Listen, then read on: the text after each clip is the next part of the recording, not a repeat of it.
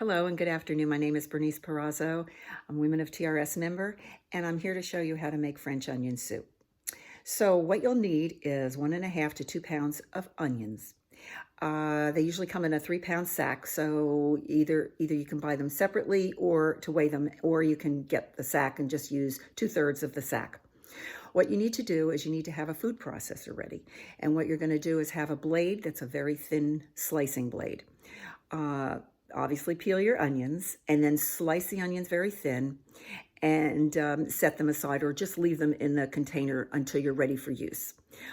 Also, then you need some olive oil. I usually coat the bottom of the pan with olive oil and then add about 4 slices of chopped up turkey bacon.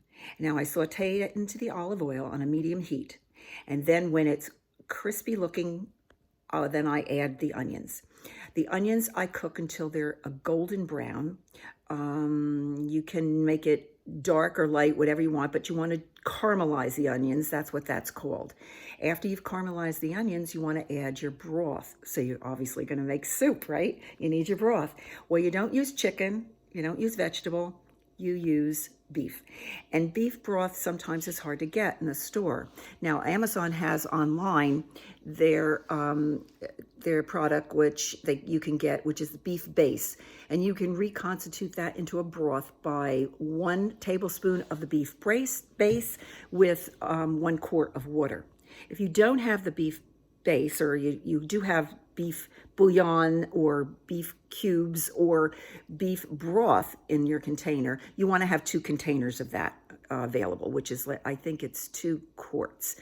So you have that, and next thing you do is you make sure that the onions are nice and caramelized, and then what you do is you want to pour slowly, so it doesn't steam up at you, the beef broth into the soup pot. I forgot to tell you that you need to put the onions into a soup pot, right? Oh, juice. Oh, well, I'm sure you knew that already. Crazy me.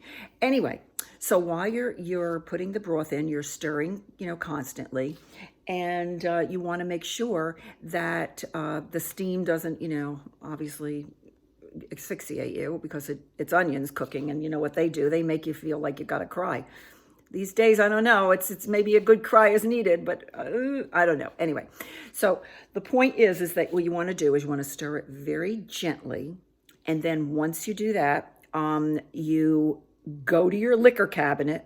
This is my favorite part.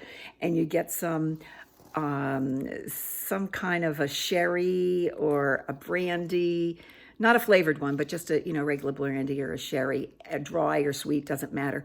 And you pour about 1/4 cup into the soup pot, and you stir that into mix. Now you bring it to a boil, and you let it sit there, back down to a simmer. You let it sit for 20 minutes, simmering on the stove on a slow flame.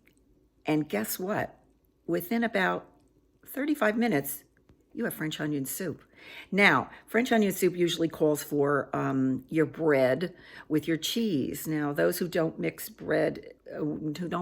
cheese with meat, I understand that. So what you could do to make it a really delicious French onion alternative, because we used turkey bacon, what you could do is you can slice your bread, toast it, and then what you could do is take your frying pan, put some olive oil in it, some garlic powder, and stick your toast on top of that. Bring it to a little bit of a medium heat. Let it toast in that garlic and that salt on the bread, and then turn it over and do the exact same thing on the other side, and then add that at the end when you're ready to have your soup. Now, this particular soup will last your family a couple of days. I like to give it away to my family and my next door neighbor. They've been buying food for us, so we've been giving them food that I've been making. But let me show you what the end result looks like, because it really does look like French onion soup minus the bread and the cheese. So let me show you what that looks like.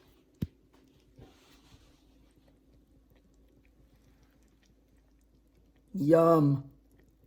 See the boiling, see it simmering a little bit? Well, let me tell you something.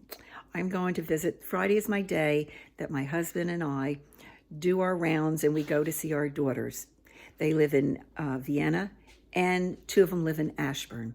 And what we do is we bring them always some kind of a treat. Yesterday I made some French bread, and I'm going to bring them some bread and some soup. But it's been exciting and sad at the same time. But you know what? We have to keep calm and carry on. And that's what we need to do. Well, until next time I decide whatever else to make, and maybe it'll be something to show you that's what's in your refrigerator. You can create something that will be a masterpiece, limited edition. Anyway, goodbye and have a great day.